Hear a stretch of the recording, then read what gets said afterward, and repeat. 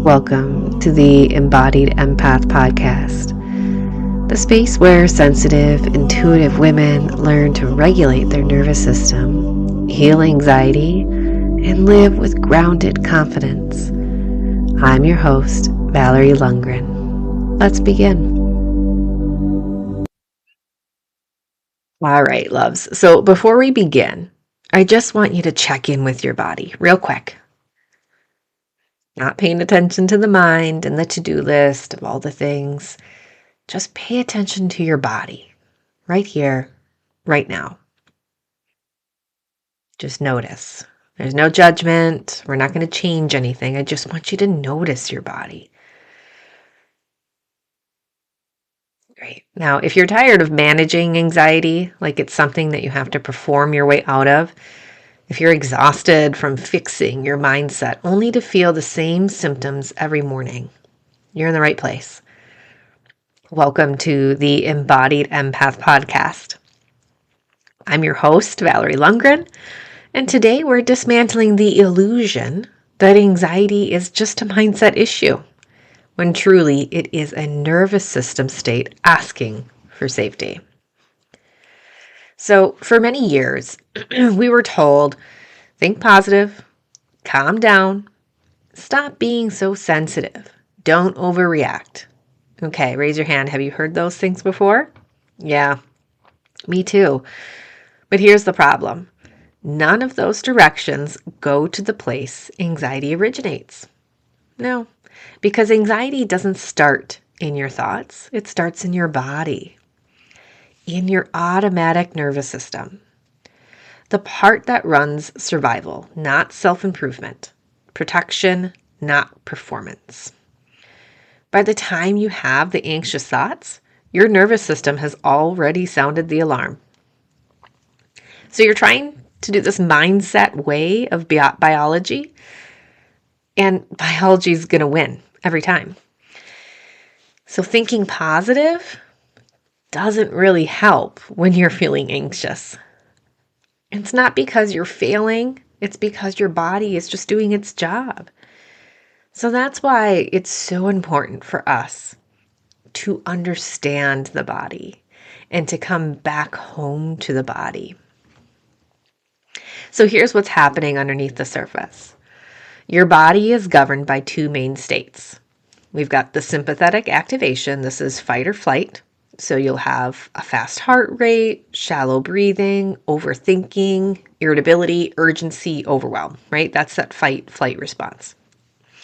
We have our parasympathetic regulation, which is our rest and digest. This is where we have presence, we're settling, we're breathing, we're accessing to logic and safety, right? But the third state many women and empaths live in is actually the dorsal freeze. This is the shutdown state. You might feel numb, exhausted, disconnected, foggy, disassociated. It looks like I'm fine on the outside, but inside there's collapse. The system isn't logical. It's primal. It's protective.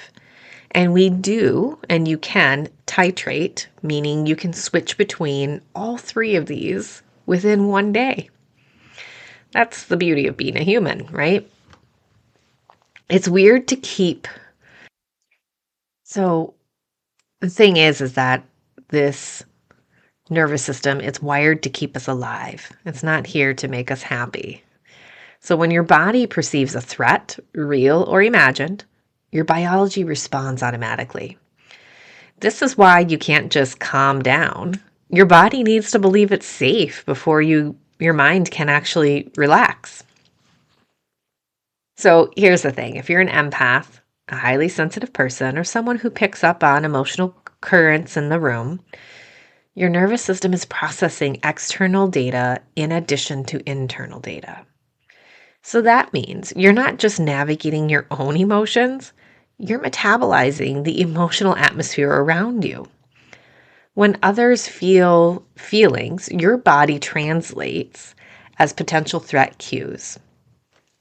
So like somebody's tone, if their tone shifts or they have facial expressions, You might notice tension or disappointment, conflict, unspoken needs.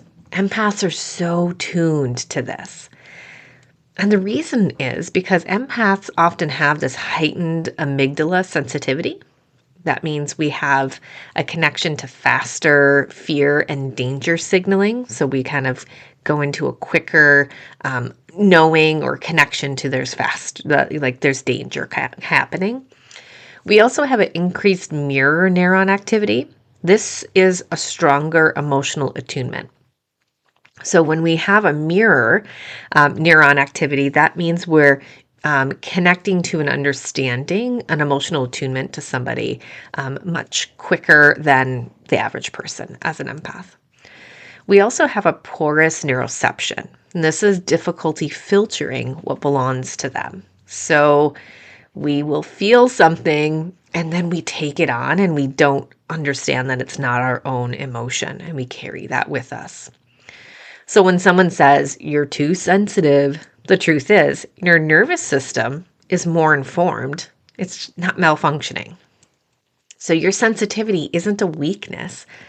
It's a highly attuned survival tool that has been given boundaries, was not given boundaries or training. So you're not too much, and you never were taught how to carry less. That is the problem. As empaths, we were never told this, especially as children, on how to navigate feeling the emotions of others. So we've carried this for years and years and decades, right? So why do women experience things differently than men? Well, hormones is a big one.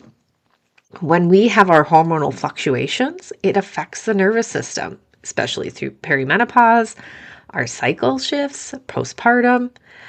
We also have chronic emotional labor, meaning we are constantly taking on and carrying the emotions of others. Even if you aren't an empath, women do carry the emotional labor. And then we also have the people pleasing as a survival strategy. Yeah, that's very common in the empaths as well. We're being raised also as women and young girls. When we're being raised to be agreeable, accommodating, and we have to be intuitive to others' needs, right? And then we also have the ancestral patterns of silence, suppression, and self-abandonment. So that's a lot for women to carry.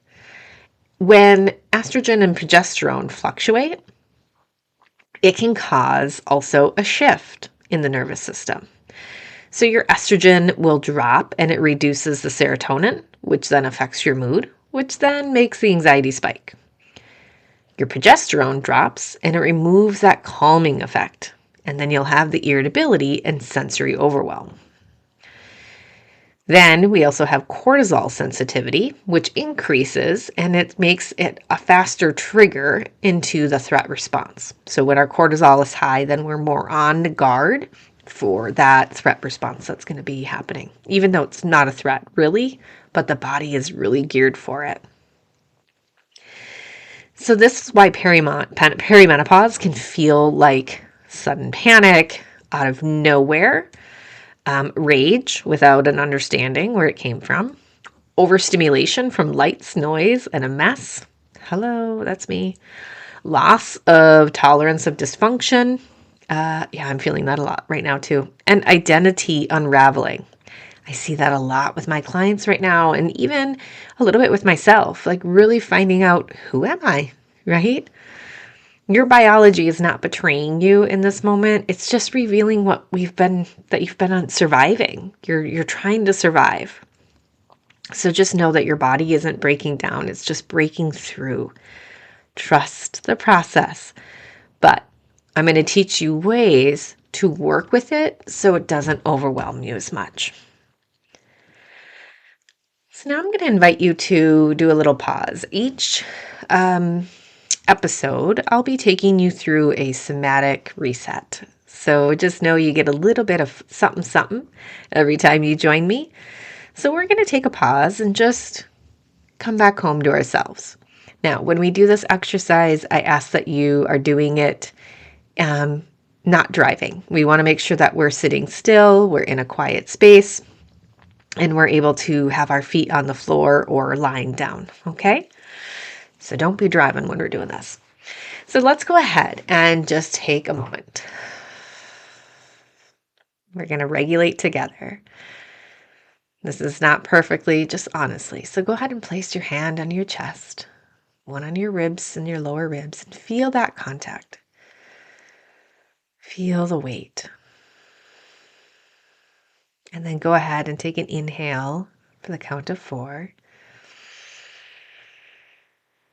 Hold and exhale for 6. Good. Let your shoulders drop down.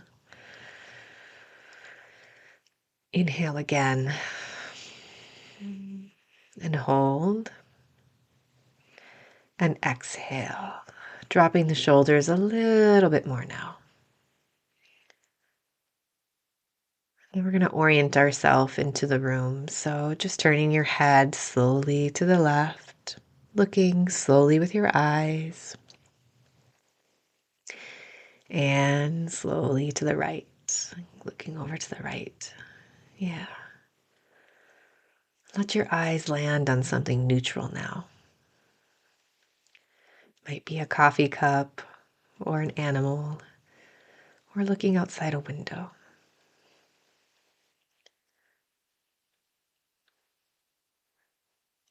This is how we scan for safety.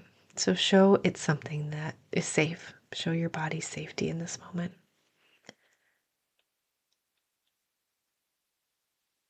Beautiful. Great job. Now just know that you are not dramatic. You're not overacting. You're not behind. You're not weak. You're not broken. And your nervous system that adapted to survive is now wanting to learn how to live.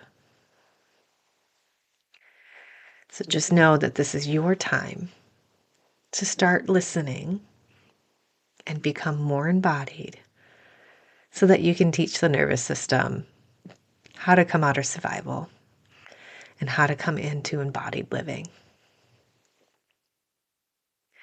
So if you feel like today was amazing, you got some great clarity, relief, like maybe coming home to the language that you never had before, you're in the right place. You can download a free nervous system reset booklet at my website, mindfulwellness.me. You can also subscribe to this podcast and you'll continue to get support. Also, sharing this episode with another empath or woman in your life who carries too much is really amazing. They all need help. You don't have to heal alone anymore. Not here. So be gentle with the parts of you still learning what safety feels like. Until next time.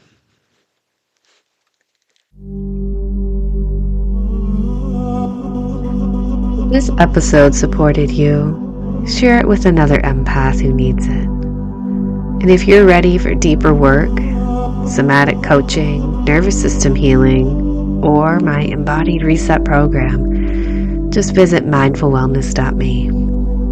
Your healing is not a solo journey. See you next week.